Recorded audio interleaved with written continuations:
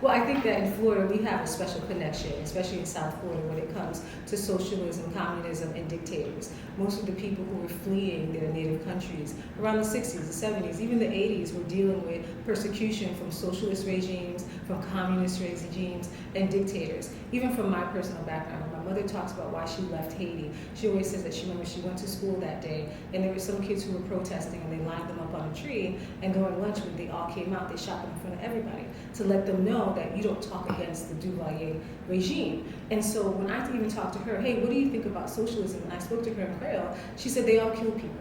So we need to understand that as we're talking about socialism, even though we can well define it in the United States, in the United States we can look at other nations and say, hey, well, they have some nations who have programs, socialist programs that works for everyone.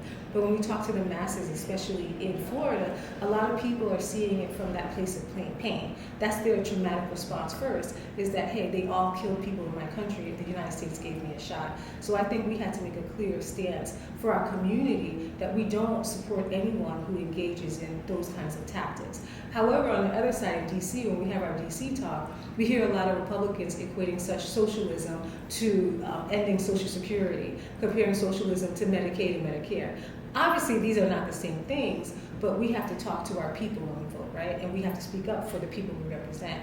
And even though there's trickery in DC, but at home there are real suffering, real problems. And even now, if you look at our coast, we've seen 5 times as many people coming to our borders. And they're all trying to flee political persecution, and they're fleeing the political circumstances that they're involved in. So I didn't feel in good conscience that we could vote against the people who are hurting. We had to vote in line with the people who are feeling every single day. What about democratic socialism? There's been a lot of praise for members in your caucus supported.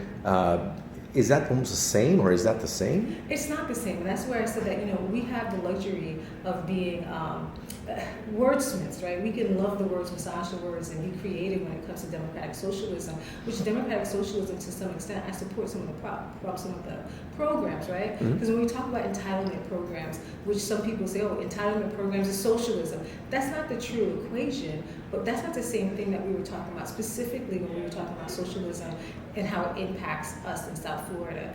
And we're in a unique position because we can only tell that story. No one else in the United States can talk about the story of what it is to survive a dictatorship like we can in South Florida. And I think that's why Representative Salazar put it forth, because we know that pain intimately. It's not just something we heard about or we have constituents, but we have family members and we've suffered and seen it before. So I think that's why for us it was a different type of vote.